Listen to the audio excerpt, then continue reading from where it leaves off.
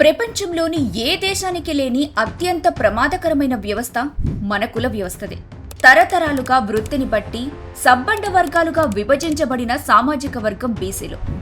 భారతదేశ కుల వ్యవస్థలో అత్యధిక భాగం బహుజన సామాజిక వర్గానిదే. దాదాపు 200 కులాలు బీసీ సామాజిక వర్గం కిందవే.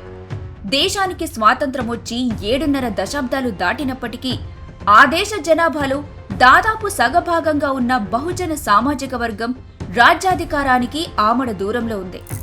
గణనీయమైన సంఖ్యలో ఉండి కూడా రాజ్యాధికారం సంగతి సరే, కనీసం అసెంబ్లీ మెట్టు కూడా ఎక్కని బీసీ కులాలు కోకొల్లలు.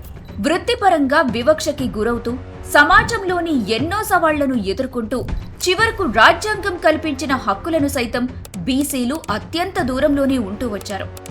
ఈ అవసరాన్ని గుర్తించి తెలుగు రాష్ట్రాల్లో బహుజనుల గొంతు వినిపించడం కోసం నడుం బిగించారు మాజీ ఐపీఎస్ అధికారి పూర్ణచంద్రరావు గారు.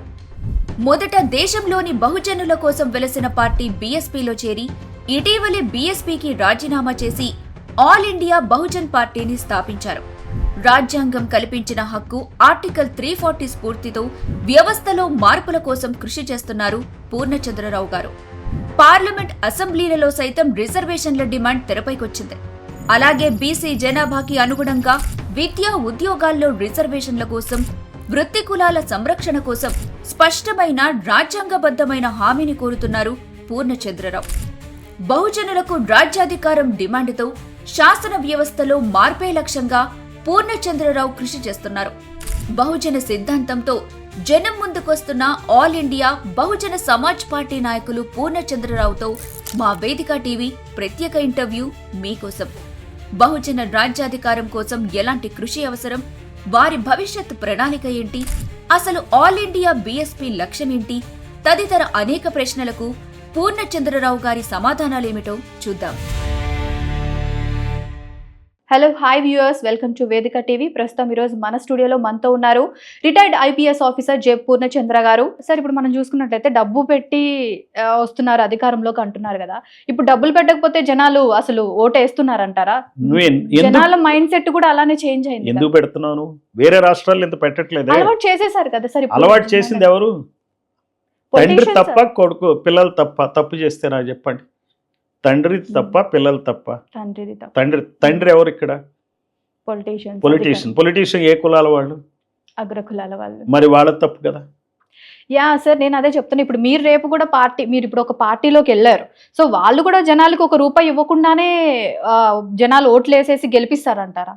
అంటే మీరు ఇక్కడ చూడాల్సింది పొలిటీషియన్స్ అగ్రకులాలని కాకుండా జనాల మైండ్ సెట్ కూడా మనం ఒకసారి అర్థం చేసుకోవాలి కదా. వాళ్ళు ఎలా చేంజ్ అయిపోయారు, ఇప్పుడున్న వాళ్ళ ఇంతకు ముందు అంటే ఓకే అంటే అభిమానంతో మనకి వీళ్ళు న్యాయం చేస్తారని చెప్పేసి ఓటేసేవాళ్ళు. ఇప్పుడు అలా కాదు, ఎవరు ఎక్కువ డబ్బులు ఇస్తే వాళ్ళకే ఓటేస్తున్నారు. ఎగ్జాంపుల్ మనం చూస్తున్నాం 2 తెలుగు రాష్ట్రాల్లో. ఏ సిస్టంలో అయినా నాయకుడిది బాధ్యత. గెలిస్తే నాయకుడు నేనే గొప్పవాడిని, నేనే గెలిచాను అంటాడా లేదా? ఒక తండ్రిది ఎట్లానో నాయకుడు అట్లా. మీరు ఒక జిల్లా తీసుకుందాం, ఒక జిల్లా కలెక్టర్ ఉంటాడు, ఒక రెవెన్యూ ఎంప్లాయీ ఉంటాడు మండల ఆఫీస్లో అతను డబ్బులు తీసుకుని పని చేస్తున్నాడు. కలెక్టరు డబ్బులు తీసుకుని పని చేశాడు అనుకోండి, అప్పుడు కరప్షన్ పెరుగుతుంది. కలెక్టర్ నీతిగా ఉంటే ఇలాగ కింద స్థాయిలో డబ్బులు తీసుకునే వాళ్ళు అంత ఎక్కువ మంది ఉండరు. సో ఇందులో మనం ఎవరు నిజాయితీగా ఉండాలా? కింది స్థాయి ఎంప్లాయా, కలెక్టరా? నాకు చెప్పండి. కలెక్టర్ బాధ్యత ఎవరి మీద ఉంది? కలెక్టర్ మీద. మీరే నాయకులు అని చెప్పుకుంటున్నారుగా, మీరే గొప్పవాళ్ళు అని చెప్పుకుంటున్నారుగా. రోజు పెద్ద పెద్ద అడ్వర్టైజ్మెంట్లు వేస్తారు కదా, మిమ్మల్ని మేము గౌరవిస్తున్నాం కదా. మొత్తం ఒక చీఫ్ మినిస్టర్ కాగానే ఎంతమంది పోలీస్ అధికారులు కానీ, ఐఏఎస్ అధికారులు కానీ ఎంత గౌరవం ఇస్తారు మీకు? ఎందుకు ఇస్తున్నారు మీకు గౌరవం? ఆ గౌరవాన్ని మీరు నిలబెట్టుకుంటున్నారా? మీరు చేయాల్సిన పనులనే చేస్తున్నారు. మీరు చేయాల్సిన పనులని ఎంత డెమోక్రటిక్గా ఫంక్షన్ చేస్తున్నారు మీరు? ఇప్పుడు అమరావతి ఉందండి, ఈ రోజున అమరావతిలో క్యాపిటల్ పెడతామని చంద్రబాబు నాయుడు 2014లో మేనిఫెస్టోలో ఏమన్నా ఇంక్లూడ్ చేశాడు? ఆయన చేయలే, వేరే అన్నీ చెప్పాడు కదా. మరి ఆయన అమరావతి డెసిషన్ తీసుకుని పెట్టేశాడు కదా. సరే, జగన్మోహన్ రెడ్డి వచ్చాడు, అమరావతి వద్దు 3 రాజధానులు పెడతానని ఏమన్నా మేనిఫెస్టోలో పెట్టాడా? పెట్టలే.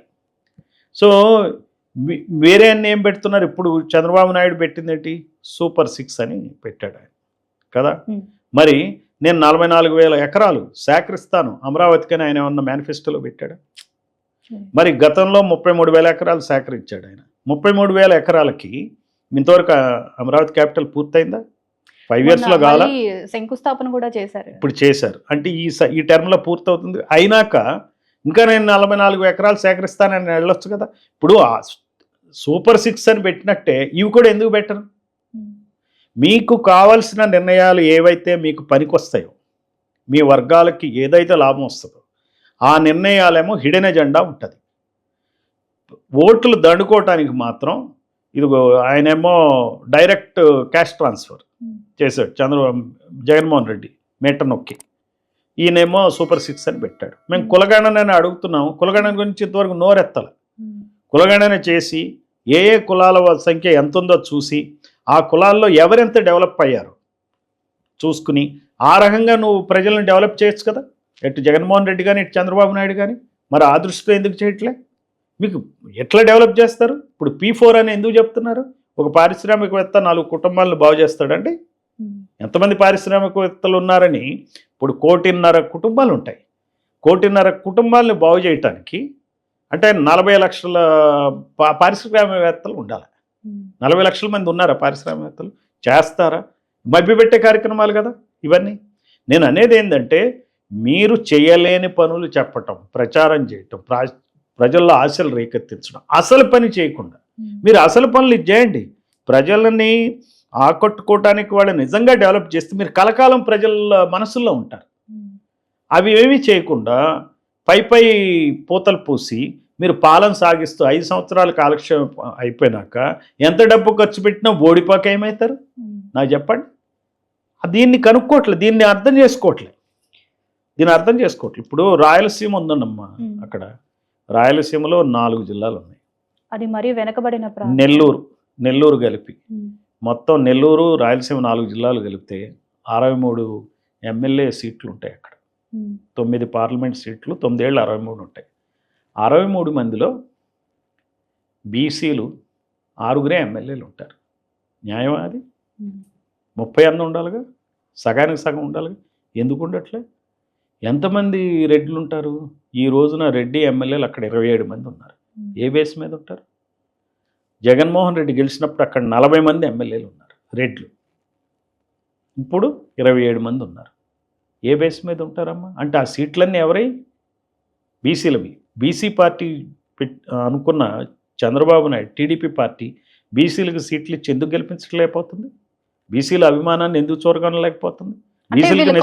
కాన్స్టిట్యూషన్ మొత్తం వీళ్ళ వైపే ఉంది కదా సార్. ఇంకా సీట్లు ఇచ్చి అది కాన్స్టిట్యూషన్ వీళ్ళ వైపే ఉండాలి. మళ్ళీ మనకి అధికారం కూడా వీళ్ళకే ఉండాలి అని వాళ్ళు ఆలోచిస్తున్నారేమో కదా. అదే కాన్స్టిట్యూషన్ పేరు పుస్తకంలో ఉంది, అధికారం వీళ్ళ దగ్గర ఉంది. అదే మేము చెప్పేది.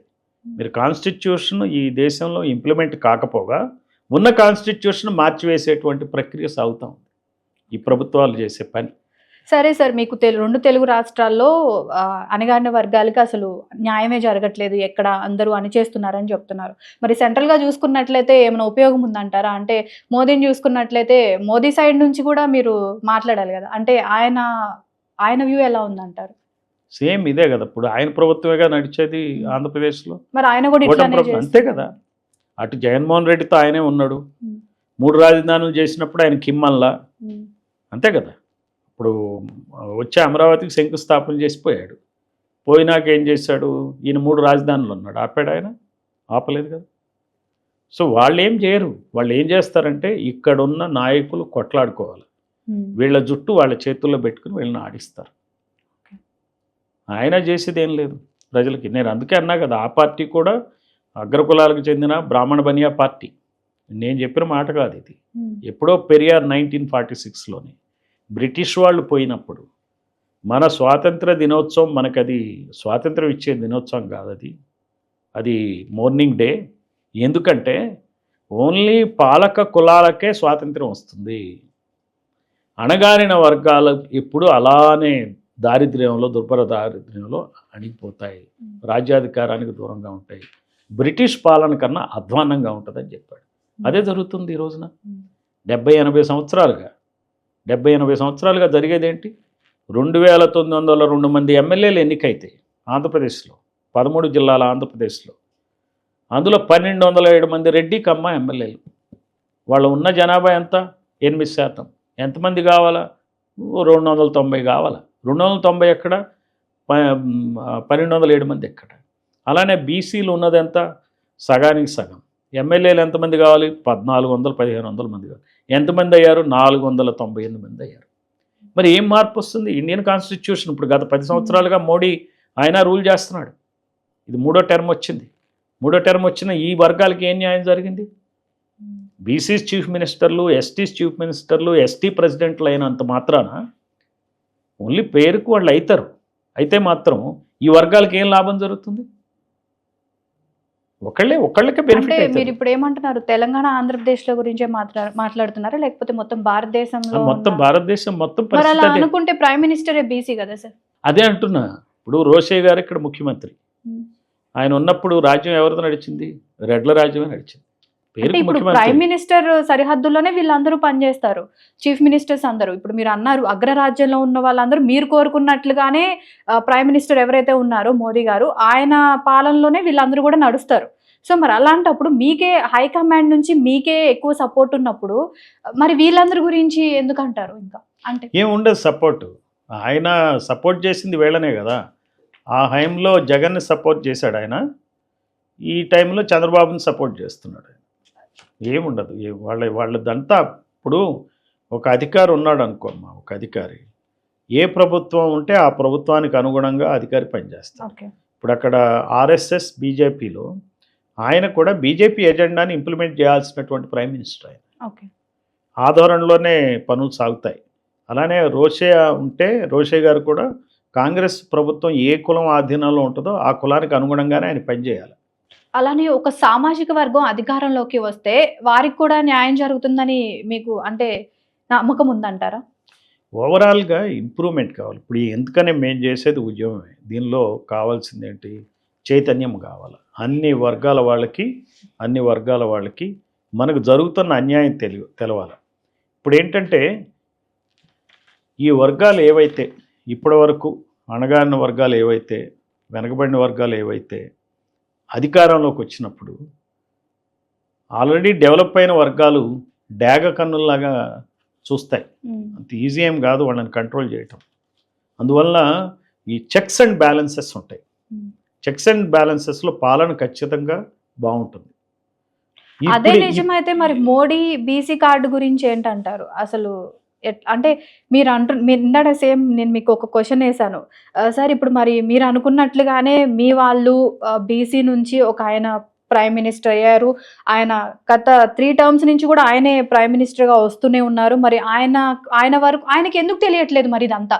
అంటే అనగారిన వర్గాలు ఇంకా అక్కడే ఉన్నారు అని చెప్పి ఆయనకి చాలా ఈజీ కదా అంటే తీసుకురావడం కూడా. నేను అనేది ఏంటమ్మా, బీసీ ఎమ్మెల్యేలు ఎంతమంది ఉన్నారు ఈ రోజున? ఆయన 3వ టర్మ్కి వచ్చాడు కదా. తెలంగాణలో 19 మంది ఎమ్మెల్యేలు ఉన్నారు కదా బీసీలు.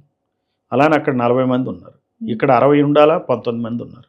అక్కడ 90 ఉండాలా, 40 మంది అయ్యారు. 3వ టర్మ్ కదా అయింది. ఎందుకు పెరగలేదు? అంటే బీసీలకి అనుగుణంగా పాలన జరగట్లేదని తేలిపోతుంది. ఆయనే ప్రైమ్ మినిస్టర్. మరి ఇంకేం చెప్పాలా? అది ఆయనే రెస్పాన్సిబుల్. అంటే ఆయన చేయట్లేదు. కేవలం బీసీ అయినంత మాత్రాన పార్టీ బీసీలది కానప్పుడు అలాగే ఉంటాయి పరిస్థితులు. పార్టీ బీసీలది కాదు అది. ఇప్పుడు రేపు పొద్దున్న చంద్రబాబు నాయుడు ఒక బీసీని ముఖ్యమంత్రి చేసిన ఆ బీసీ ముఖ్యమంత్రి చంద్రబాబు నాయుడు అదుపాజ్ఞలోనే పనిచేయాలి. ఎవరికి సీట్లు ఇవ్వాలో వాళ్ళకి సీట్లు ఇవ్వాల్సి వస్తుంది. ఇప్పుడు అక్కడ పల్లా శ్రీనివాస్ యాదవ్ అని ఉన్నాడు, ఆయన పార్టీ అధ్యక్షుడు. తెలుసా మీకు? కొంచెం తెలియదు. మనకు ఎవరు తెలుసు? లోకేష్ తెలుసు. అధ్యక్షుడు ఎవరు? పల్లా శ్రీనివాస్ యాదవ్. ఆయన ఎవరికి తెలియదు. రేపొద్దున ఏదన్నా మీటింగ్ పెట్టినా, స్టేట్ లెవెల్లో ముందడుగు కార్యక్రమం పెట్టినా పల్లా శ్రీనివాస్ యాదవ్ డయాస్ మీద ఉండడు. పురంధేశ్వరి ఉంటుంది డయాస్ మీద, బీజేపీ ప్రెసిడెంట్గా ఉంది ఆవిడే. అదేంటది? ఈయన ఎందుకు ఉండడు? మరి పల్లా శ్రీనివాస్ యాదవ్ని చూపించరే? ఆయన నిర్ణయాలు ఏమవుతున్నాయి, ఆయన ఆధ్వర్యంలో స్టీల్ ప్లాంట్ నడుస్తుంది, యాజిటేషన్. స్టీల్ ప్లాంట్ ప్రైవేటైజ్ కాకుండా చేస్తానని చెప్పి హామీ ఇచ్చి అత్యధిక మెజారిటీతో పల్లా శ్రీనివాస్ యాదవ్ గెలిచాడు. నిన్న మొన్న అతను గొడవ చేశాడు. ఆయన చెప్పాలిగా, అది ప్రైవేటైజ్ కాకుండా చూడాలి కదా. మరి పల్లా శ్రీనివాస్ యాదవ్ చెప్పేంత చేసేంత అధికారం ఉందా ఆయనకి? లేదు కదా. అందువలన మన పేరుకు నేను మినిస్టర్ అయినా ఈ ప్రభుత్వంలో ఇక్కడ కానీ అక్కడ కానీ నేను ఆ క్యాబినెట్ పరంగా ఆ పార్టీకి అనుగుణంగానే నేను పనిచేయాలి. ఇప్పుడు మీరు మన ఈయన గురించి మాట్లాడుతున్నారు ప్రవీణ్ కుమార్, ఆయన ఆ పార్టీకి అనుగుణంగానే మాట్లాడాలి. అందులో చేరితే నాబోటి వాడు చేరంది ఎందుకు ఈ పార్టీలో? అసలు మీ ఎయిమే ఇట్లా అంటే మీరు కానీ ప్రవీణ్ కుమార్ గారు కానీ ఎయిమ్ అసలు అగ్రకులాలకి మనం అసలు సపోర్ట్ చేయొద్దు, మన కులాల్ని ముందుకు తీసుకురావాలి, ఆధిపత్యంలోకి తీసుకురావాలి అని మీ అందరు అట్లే మీలాంటి వాళ్ళ ఎయిమ్. అయినా కూడా మరి ఎందుకు ఆయన అగ్రకులంకి సపోర్ట్ చేసి ఎందుకు అలా మాట్లాడుతున్నారు? మరి అంటే ఆయన్ని చూసే కదా జనాలకు ఉన్న నమ్మకం కూడా పోతుంది. అది ఆయన ఆయన్ని అడగాల్సిన ఆయన మీలాంటి వాళ్ళకి ఆయన ఎట్లా ఎగ్జాంపుల్ అవుతారు అసలు? ఆ ప్రశ్న మీరు అడగాలి ఫస్ట్. 2, నాకు అడుగుతున్నప్పుడు నేనేమంటానంటే ఆయన కూడా ఆ పార్టీకి అనుగుణంగా అందులో చేరినప్పుడు అనుగుణంగా ప్రవర్తించాల్సి వస్తుంది.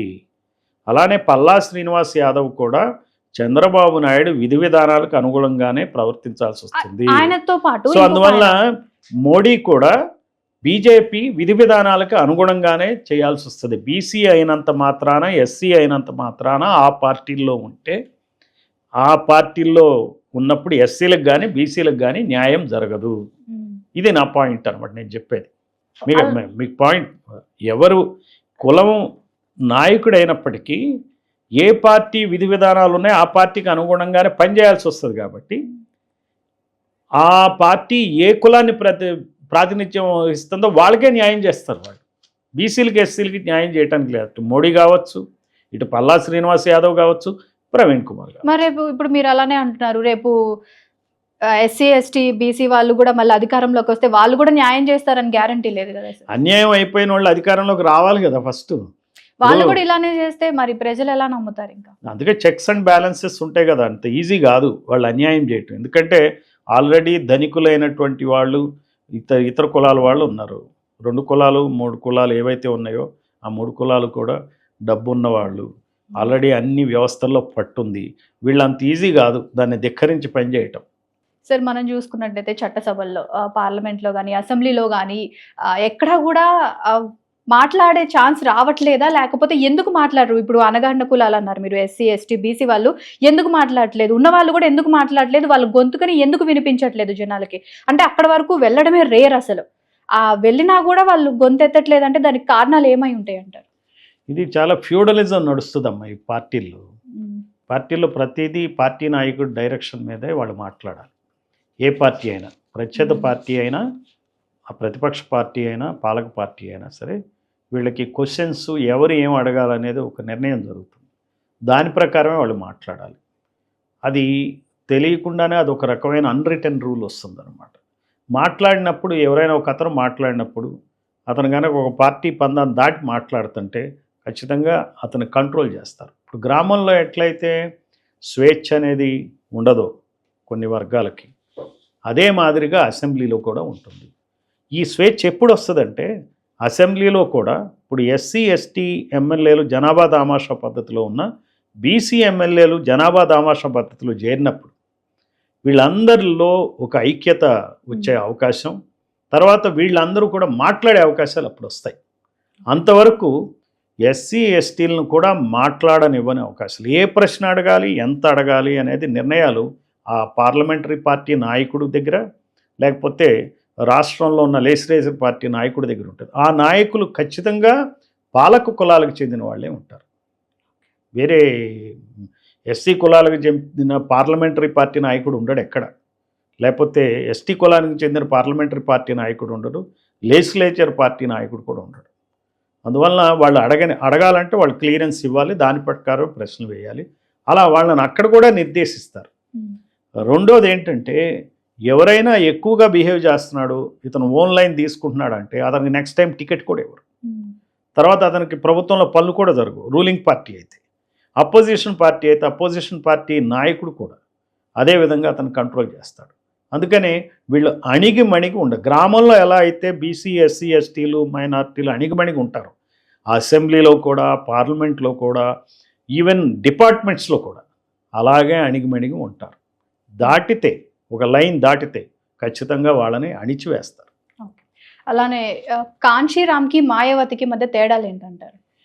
కాంశీరామ్ గారు ఉద్యమ నాయకుడు. ఆయన బేసికల్గా ఆయనే పార్టీని 40 సంవత్సరాల క్రితం స్థాపించాడు. ఆయన స్థాపించి దేశవ్యాప్తంగా సైకిల్ యాత్ర చేశాడు. చేసి పార్టీని ఆయన నిర్మాణం చేశాడు.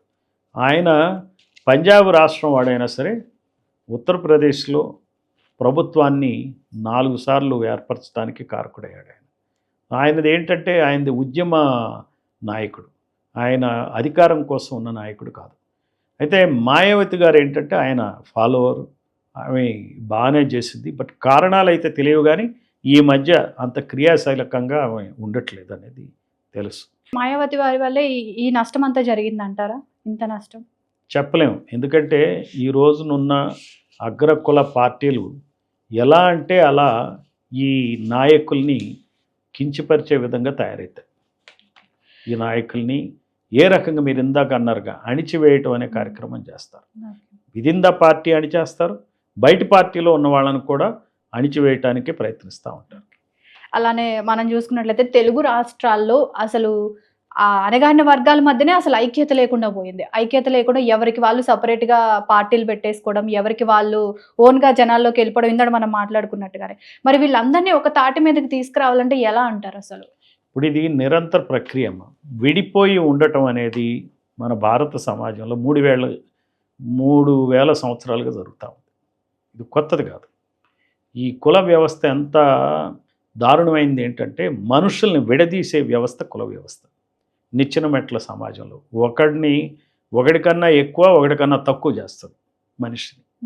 దానివల్ల ఏమవుతుందంటే ఒకడికి తక్కువ అయినప్పుడు బాధపడినా ఇంకొకడికి ఎక్కువరా నేను అనేటువంటి ఆనందాన్ని కలగజేసే వ్యవస్థను, అంటే రూపాయి ఖర్చు లేని ఆధిపత్యాన్ని ఇచ్చే వ్యవస్థ కుల వ్యవస్థ.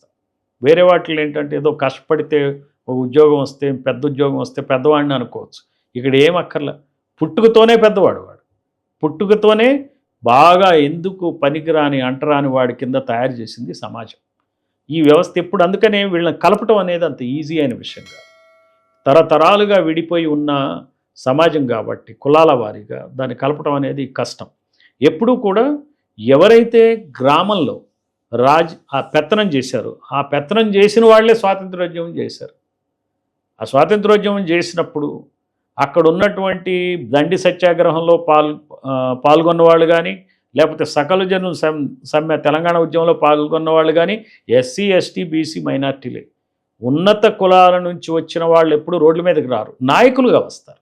వీళ్ళందరూ నాయకులుగా ఉండి ఇప్పుడు వాళ్ళు ఏం వ్యవసాయం చేయరు, దుక్కి దున్నరమ్మా, దుక్కి దున్నేస్తారు, వ్యాపారాలు చేయిస్తారు. అన్ని పనులు చేయించడం అనేది ఈ 2-3 కులాలకు అలవాటైనటువంటి వృత్తి. అందుకనే ఈ పనులు చేయించే అలవాటు కూడా ఈ కులాలు అలవాటు చేసుకోవటం రావాలి, కింది కులాలు. అప్పుడే పరిస్థితులు మారుతాయి. సో మనం coming back to the present scenario, అందువల్లనే బీసీ ఎస్సీ ఎస్టీ మైనారిటీ కులాల ముందు రాజకీయ నాయకత్వం ఎలా వహించాలా అనేది నేర్చుకోవడం అనేది చాలా అవసరం. ఆ దిశలో మేము ప్రజలకి దగ్గరికి వెళ్ళి దాన్ని ఎక్స్ప్లెయిన్ చేస్తాం, ఆ భావజాలాన్ని వ్యాప్తి చెందటం ద్వారా ఈ రకరకాల కులాల వాళ్ళందరూ ఇచ్చిపుచ్చుకునే ధోరణిలో పొరపచ్చాలు లేకుండా కలిసి పనిచేసేటువంటి పని విధానాన్ని కాంశీరామ్ ఆయన ఏదైతే సూచించాడో అదే పద్ధతిలో all India Bahujan Samaj party కూడా నడుస్తుంది. ప్రజల దగ్గరకు వెళ్ళి వాళ్ళని ఎక్స్ప్లెయిన్ చేస్తాం. మేము 2 రోజుల క్రితం నాయీ బ్రాహ్మణుల మీటింగ్ పెట్టాం. నాయీ బ్రాహ్మణులు అంటే వాళ్ళ మెయిన్ సమస్య ఏంటంటే ఈ రోజున కార్పొరేట్ సెలూన్లు వచ్చి వీళ్ళ యొక్క జీవనాధారాన్ని దెబ్బకొట్టినాయి. కార్పొరేట్ సెలూన్లు బాగా పెట్టుబడిదారులు బ్రహ్మాండంగా ఏసీలు పెట్టించి యూనిఫామ్లు వేసేసి బార్బర్ వర్క్ చేస్తారు. నాయీ బ్రాహ్మణుల కులం అంటే మీకు తెలుసు అనుకుంటాను, మంగళి కులం. సో ఎవరైతే పుట్టుకతో పుట్టిన వాళ్ళందరూ, ఈ కులంలో పుట్టిన వాళ్ళందరూ ఏదైతే వాళ్ళు జీవనాధారం ఉందో ఆ జీవనాధారానికి ఇప్పుడు అడ్డం వచ్చింది. సో దాని మీద వాళ్ళు చాలా ఆందోళనలతో ఉన్నారు. సో రాష్ట్ర వ్యాప్తంగా వాళ్ళు ఆందోళన కార్యక్రమాలు చేపట్టడానికి సిద్ధమవుతున్నారు. వాళ్ళని ఒక తాటి మీద తీసుకురావడానికి all India Bahujan Samaj party 2 రోజుల క్రితం విజయవాడలో పెద్ద మీటింగ్ పెట్టడం జరిగింది. సో ఈ రకంగా అన్ని కులాల సమస్యల్ని తీసుకుని, కులాల సమస్యలు ఒక వేదికగా, ఆల్ ఇండియా బీఎస్పీ ఒక వేదికగా మరి అన్ని కులాలని కలుపుకుంటూ ముందుకెళ్ళటమే, దీనికి ఇంకా మార్గం లేదు.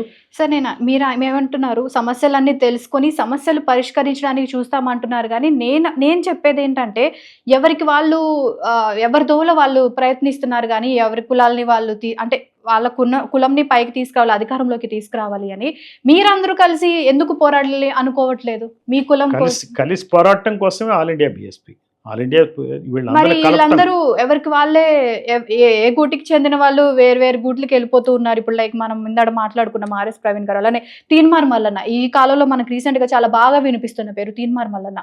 ఆయన చూసుకుంటే కొన్ని రోజులు బీజేపీలో ఉంటారు, కొన్ని రోజులు కాంగ్రెస్ కి చెప్తారు, అలానే కొన్ని రోజులు చూసుకుంటే మన బీఆర్ఎస్ కి సపోర్ట్ చేస్తారు. అసలు అట్లాంటి వాళ్ళు ఉన్నప్పుడు వీళ్ళందరినీ ఎలా తీసుకొని రాగలరు? మీరు ఒక తాటి మీద ఆల్ ఇండియా బీఎస్పీ అని చెప్పి మీరు ఎలా తీసుకొని రాగలరు? ఇప్పుడు రాజకీయం అనేది ఈ కులాల వాళ్ళు ఇప్పుడిప్పుడే చేస్తున్నారమ్మా. ఆల్రెడీ మీరు ఇప్పుడు ఏ నాయకుడైనా, చీఫ్ మినిస్టర్ ఎవరైనా ఒకే పార్టీలో పుట్టి చీఫ్ మినిస్టర్ అయిన వాడిని చూపించండి. చంద్రబాబు నాయుడు అని కాంగ్రెస్, తర్వాత టీడీపీ, జగన్మోహన్ రెడ్డి కాంగ్రెస్, తర్వాత వైసీపీ, కేసీఆర్ ఫస్ట్ కాంగ్రెస్, తర్వాత టీడీపీ, ఇప్పుడు అలాగే రేవంత్ రెడ్డి ఆయన హీ వాజ్ ఇన్ టీఆర్ఎస్లో ఉండే ఆయన, తర్వాత టీడీపీ, బీజేపీ. అంటే వాళ్ళని ఫాలో అవ్వకూడదనే కదా, మరి మీరెందుకు ఫాలో అవుతున్నారు అని చెప్తాను. వాళ్ళని ఎందులో ఫాలో అవ్వాలో కూడా ఈ కులాల వాళ్ళు అర్థం చేసుకోవాలి. రాజకీయ వృత్తిని చేస్తున్నారు వాళ్ళు, రాజకీయ వ్యాపారాన్ని చేస్తున్నారు వాళ్ళు. నేను అనేది ఏంటంటే బీసీ, ఎస్సీ, ఎస్టీ, మైనారిటీ, ఇప్పుడు ప్రవీణ్ కుమార్ కూడా ఆయన వంతు ప్రయత్నం ఆయన చేసిన నేపథ్యంలో ఆయనకున్న పరిస్థితుల దృష్ట్యా ఇంకో పార్టీలోకి వెళ్ళటం జరిగింది. సో ఆయన తర్వాత రేపు ఎట్లా పరిస్థితులు ఏ రకమైన టర్న్ తీసుకుంటారో మనకు తెలియదు. కానీ నేను అనేది ఏంటంటే మూలన కూర్చోకుండా, ఒక పార్టీకి విధేయులుగా వ్యవహరించకుండా రాజకీయ వృత్తిని చేపట్టడం అనేది నేర్చుకోవాలి ఈ వర్గాలు, బీసీ, ఎస్టీ, మైనారిటీ వర్గాలు. వీళ్ళు తీన్మార్ మల్లన్న మరి కొన్ని ఒక రకంగా చెప్పాలంటే సంచలనాన్ని సృష్టించాడు, ఒక లీడర్గా ఆయన వెలుగొందాడు. ఈ రకంగా చేయాల్సిన అవసరం ఉంది. అదే మార్గంలో వాళ్ళలాగా వెళ్ళాలని కాదు. ఆయన ఒక సపరేట్ ఛానల్ కూడా పెట్టి వీళ్ళందరినీ, ఏ ప్రభుత్వం అయితే అధికారంలో ఉందో ఆ ప్రభుత్వాన్ని తిట్టడమే పనిగా పెట్టుకున్నారు ఆయన. వాళ్ళందరివి తీసుకొని వచ్చి చూపించడము, నెగిటివిటీ మొత్తం అసలు ఎక్కడెక్కడ నెగిటివిటీ అంతా అదంతా తీసుకొచ్చి ఈయన టీవీలో వేయడం చేశాడు. మరి అలాంటప్పుడు అలాంటి అయినా మళ్ళీ ఇప్పుడు బీఆర్ఎస్కి ఎలా సపోర్ట్ చేస్తారు, మళ్ళీ ఇప్పుడు కాంగ్రెస్కి ఎలా యాంటీ అవుతారు, మళ్ళీ కాంగ్రెస్లోకి ఎలా వెళ్తారు? ఇట్లా షిఫ్ట్ అవుతూ ఉంటే జనాలకున్న నమ్మకం, కొంచెం నమ్మకం కూడా పోతుంది కదా. మరి అలాంటి వాళ్ళందరినీ మీ తాటి మీదకి, ఒకటే తాటి మీదకి ఆల్ ఇండియా బీఎస్పీ దాని మీదకి ఎలా తీసుకొని వస్తారు? వాళ్ళని తీసుకొస్తామని చెప్పట్లే. అంటే ఇందాక మీరు అన్నారు కదా అందరం కలిసి పోరాడాలి అన్న వేలో మీరు అన్నారు. మరి ఇలాంటి వాళ్ళందరూ మీకు దగ్గరకు వచ్చి మీరు అందరూ కలిసి ఒక తాటి మీద వెళ్తేనే కదా జనాలందరూ కూడా మీకు సపోర్ట్ చేసి మీరు అధికారంలోకి రాగలిగేది. ఇప్పుడు ఒక్కొక్క నాయకుడు ఒక్కొక్క రకంగా ఒక మార్గాన్ని ఎంచుకుని వెళ్తున్నాడు కదా. బీసీల్లో, ఎస్సీల్లో, ఎస్టీల్లో, ముస్లింల్లో కూడా అసలు నాయకుల ఏరియాలో ఒక మార్గాన్ని ఎంచుకుని వచ్చిన వాళ్ళు ఎంతమంది ఉన్నారు చెప్పండి? చాలా చాలా తక్కువ మంది. వీళ్ళే కాదు నాయకులు, పూర్ణచంద్రరావు, ప్రవీణ్ కుమార్, మల్లనే కాదు, చాలామంది ఉన్నారు నాయకులుగా. నాయకులు కాగలిగిన వాళ్ళు ఉన్నారు. వాళ్ళందరూ రావాలి బయటికి, ఈ వాదనకు కట్టుబడి పనిచేయాలి. ఆటోమేటిక్గా మీకు ఉద్యమం అనేది అప్పుడు బిల్డప్ అవుతుంది.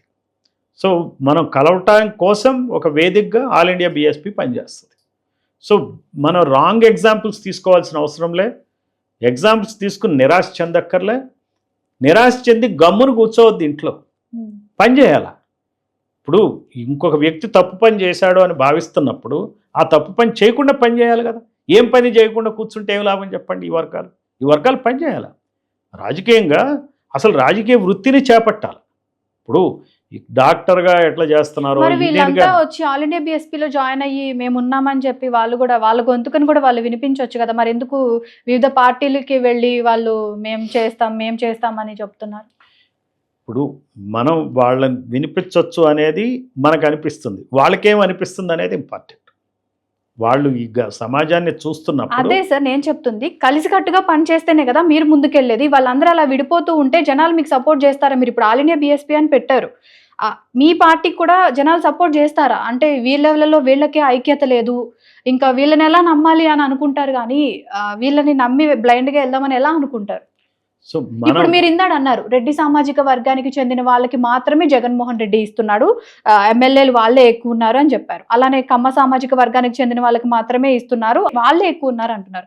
మరి మీలో ఎందుకు అట్లా ఉండట్లేదు అంటారు? వాళ్ళకి ఇంకా అవగాహన రాలే. ఈ ప్రజల్లో అవగాహన రావాలి, వాళ్ళకి ఒక ఆల్టర్నేటివ్ కనపడాలి. ఈ వీళ్ళు చేస్తుంది కరెక్ట్ కాదని తెలుసు. ఇప్పుడున్న పాలక పార్టీలు ఏవైతే ఉన్నాయో, పాలక కులాల పార్టీలు అవినీతిలో కూరుకుపోయాయని తెలుసు. మరి వీళ్ళందరినీ పావలా యూజ్ చేసుకుంటున్నట్టే కదా సార్? చేసుకుంటున్నారు. ఆల్టర్నేటివ్ కనపడట్లా. ఆల్టర్నేటివ్గా మేము వచ్చామని చెప్తున్నాం. సో ఇది మీరు అన్నట్టు ఏంటంటే ప్రజల్లోకి వెళ్ళాలి. మేము ప్రజల్లోకి వెళ్ళటం, ఇప్పుడు మీతో ఈరోజు మాట్లాడటం అంటే అందులోంచి భాగమే కదా. సో ప్రజల్లోకి వెళ్ళాలి.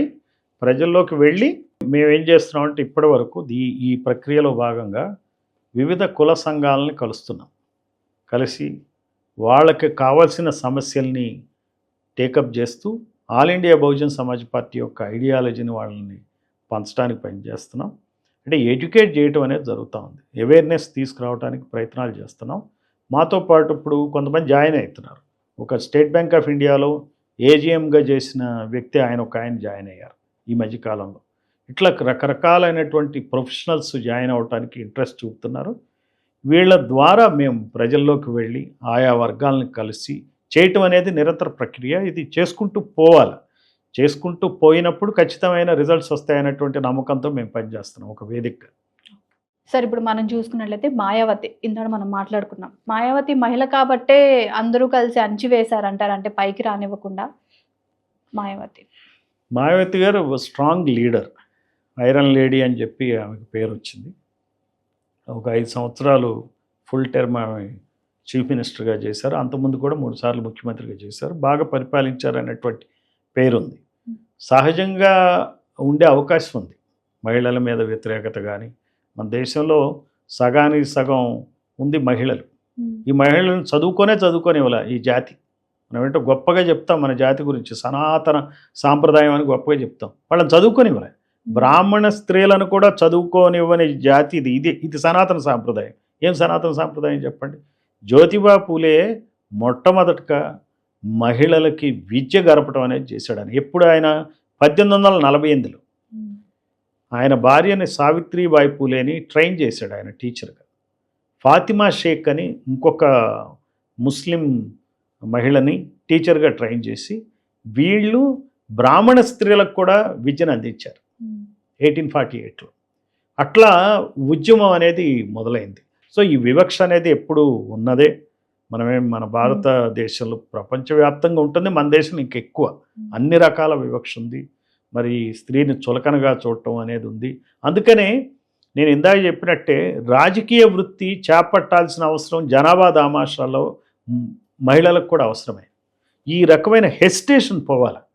మనుషులుగా కలిసేటువంటి పరిస్థితి రావాలా. దానికి తగినంత ప్రాధాన్యత మా బహుజన్ సమాజ్ పార్టీ ఇస్తుంది, all India Bahujan Samaj party.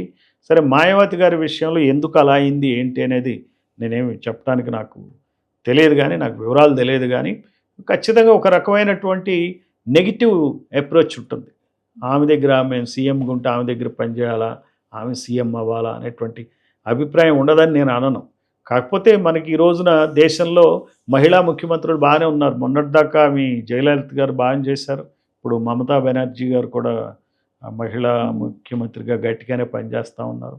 So ఇది పెద్ద అంటే మనం చేయాల్సింది ఏంటంటే మా పార్టీ పరంగా ఈ మహిళలకు కూడా ఎంతవరకు ప్రాధాన్యతనిస్తున్నారు, అసలు ఏమేమి ప్రవేశపెట్టబోతున్నారు, మీ పార్టీ నుంచి మహిళలకి ఒక నమ్మకాన్ని ఏ విధంగా ఇవ్వాలనుకుంటున్నారు? మహిళలు కనీసం ఎంతమంది అయినా సరే వస్తే వాళ్ళకి వచ్చిన వాళ్ళని బట్టి నాయక స్థానాలు కూడా ఇవ్వడానికి మేము ప్రయత్నిస్తున్నాం. మా దగ్గర ఒక ఆమె anganwadi teacher workers union president ఒక ఆమె వేమేశ్వరన్ జయంతి, ఆమె స్టేట్ కమిటీలో తీసుకోవడం జరిగింది. ఇంకో ఆమె లక్ష్మి అని చెప్పి ఆమె కూడా వైజాగ్లో చేరటం జరిగింది. ఆమె కూడా డిస్ట్రిక్ట్ కమిటీలో ఆమె మెంబర్గా జాయిన్ అయ్యారు. ఇట్లా రకరకాలుగా మా ప్రయత్నాలు మేము సాగిస్తున్నాం. Thank you so much sir. ఎంతో ఓపిక్గా, ఎంతో ఓర్పుగా మాకు అన్ని క్వశ్చన్స్కి ఆన్సర్స్ ఇచ్చి మా సందేహాలన్నీ కూడా క్లియర్ చేసినందుకు thank you so much sir. Thank you very much. చూశారు కదా ఇవాల్టి ఇంటర్వ్యూ. మరి సార్ ఎంత చక్కగా వివరించారు, అన్ని క్వశ్చన్లకి కూడా మరి ఆన్సర్ చెప్పారు. అంటే ఎస్సీ ఎస్టీలకి బీసీ వర్గానికి జరిగే అన్యాయాన్ని మేము ఎదుర్కొంటున్నాము అని చెప్పేసి, ఆ అన్యాయాన్ని జరగకుండా మేము అధికారంలోకి వచ్చి న్యాయం చేయాలి, అన్ని వర్గాలకి కూడా మేము న్యాయం చేస్తాము అని చెప్పేసి ఆయన మాట్లాడుతున్నారు. ఇలాంటి మరెన్నో వీడియోస్ మీకు కావాలంటే వేదిక న్యూస్ని ఫాలో చేసి షేర్ చేయండి. Thank you.